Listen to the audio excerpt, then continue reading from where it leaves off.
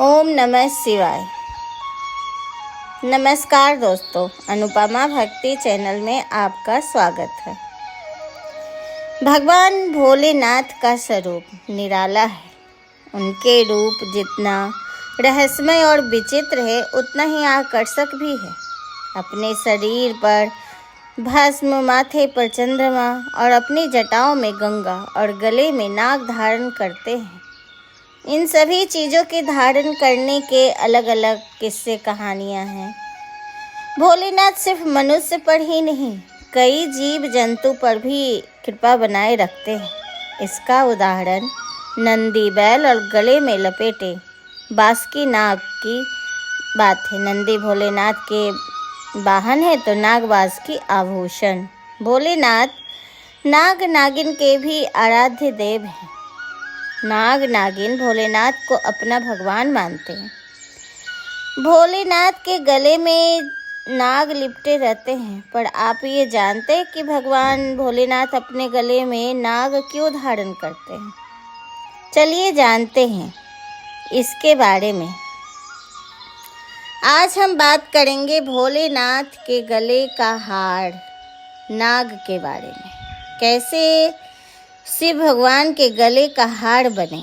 शिवजी द्वारा विषैले सांप को धारण कर इस बात की ओर संकेत करते हैं कि अगर दुर्जन भी अच्छे कर्म करे तो ईश्वर उसे स्वीकार करते हैं। ऐसे में व्यक्ति को अच्छे कर्म करना चाहिए, चाहे उसका स्वभाव कैसा भी हो। शिवजी के गले में लपेटा सांप का नाम वासुकी है। भारत में नाग कुल और नागों का रहस्य को समझना अत्यंत ही कठिन है। क्या पहले सर्प मानव होते थे या मानव जातियों का निर्माण ही सर्प जातियों के नाम पर हुआ था, यह कहना मुश्किल है। पर इतना तो तय है कि सभी नाग प्रजातियां भगवान भोलेनाथ के भक्त थे। उनका धर्म शैव धर्म था। जो भगवान शंकर को मानते उनको शैव धर्म संप्रदाय बोलते हैं। वासुकी भगवान शिव के परम भक्त थे। माना जाता है कि नाग जाति के लोगों ने ही सर्वप्रथम शिवलिंग पूजा का प्रचलन शुरू किया था।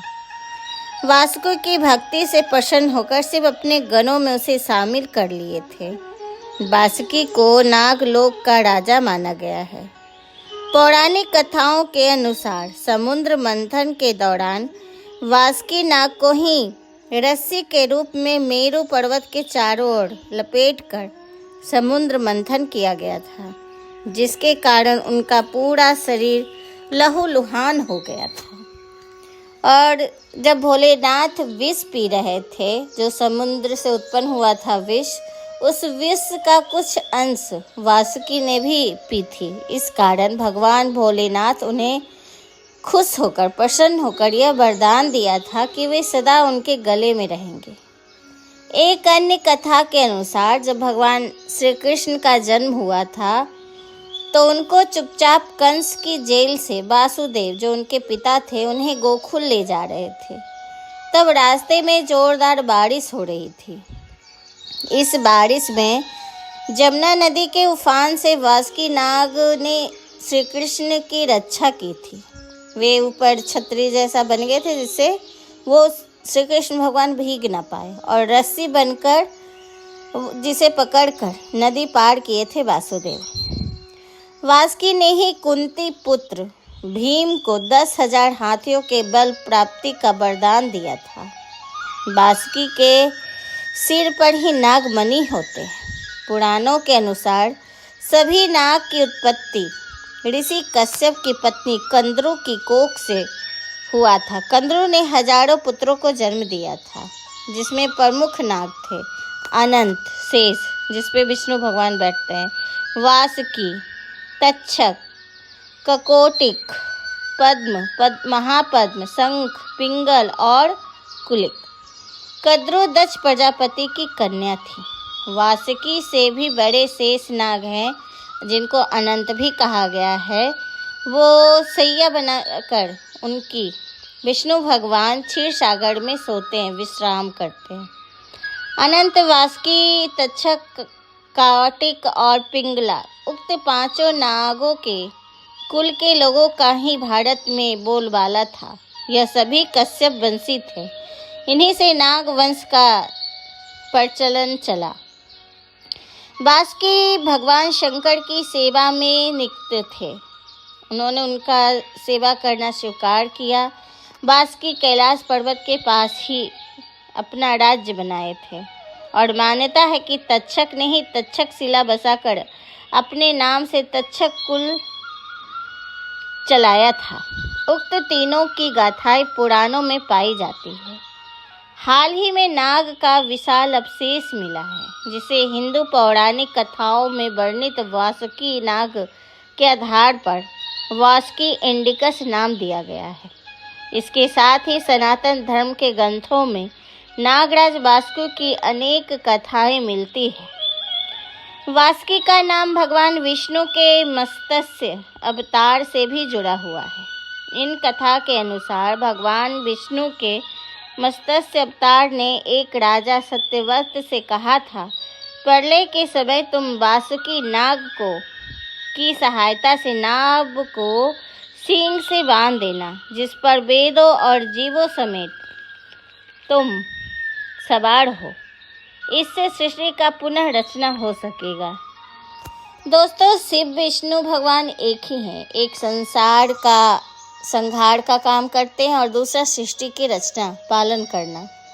और जो भी जीव जंतु जुड़े हैं उनसे, वे उनकी इन दोनों कामों में मदद करते हैं किसी न किसी रूप में। हाल ही में गुजरात में खोजे गए फॉसिल की पहचान पृथ्वी पर सबसे बड़े सांपों में से एक वासुकी इंडिकस के रूप में की गई है। इसकी लंबाई लगभग 36 से 50 फीट के बीच है बताई जा रही है। शोधकर्ताओं का मानना है कि इनका वजन 1 टन या 1000 किलोग्राम तक रहा होगा।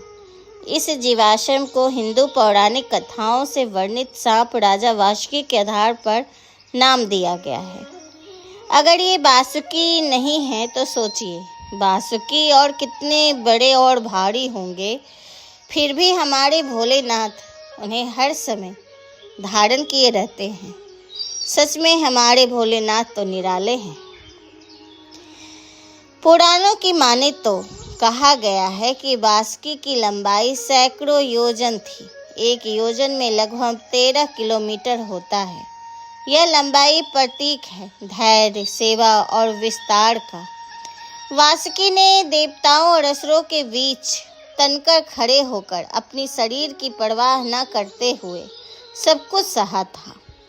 यही उनकी महिमा है, जिसके कारण शिव अपने गले में उन्हें धारण करते हैं। वासुकी नाग भगवान भोलेनाथ से जुड़कर उन्हीं की तरह क्रिया, परिवर्तन और सेवा में प्रतीक माने जाते हैं। कहते हैं उनकी माँ ने उनका त्याग कर दिया था। कुछ कथाओं के अनुसार माता कंद्रू और उनके पुत्रों के बीच मतभेद हुआ था। इसी कारण वासुकी को त्याग कर दिया गया था, सामना करना पड़ा था। यही त्याग उनके जीवन की तपस्या बना। इसी संघर्ष ने उनके नागों का राजा और धर्म का रक्षक बनाया। यह माना जाता है कि वासुकी आज भी पाताल लोक में निवास करते हैं। वासुकी सिर्फ मंदिरों में ही नहीं, हमारी चेतना और साधना में जीवित हैं। जब हम भगवान शंकर की बात करते हैं तो उनकी बात अपने आप आ जाती है। हम जब भी शंकर भगवान की मूर्ति या कहीं भी कुछ भी देखते हैं तो उनके गले में वासुकी नजर आते हैं। दोस्तों, नाग पंचमी आने वाली है। नाग पंचमी पे नागों की विशेष पूजा की जाती है। पूरे देश भर भारत में नाग पंचमी मनाई जाती है। हम वासुकी या नागों की पूजा करके ये प्रार्थना करते हैं कि हमें वो विष से बचाएं, रोगों से बचाएं और धन समृद्धि से हमारे परिवार को भरे रखें। तो दोस्तों, आपको ये कहानी कैसी लगी प्लीज़ हमें बताइए। अगर ये आपको सुनने में अच्छी लग रही है तो प्लीज़ हमें सब्सक्राइब और लाइक कीजिए और कमेंट करके हमें बताइए कि आपको कहानी कैसी लग रही है। ये कहानी सुनने के लिए आपका बहुत बहुत धन्यवाद। नमस्कार।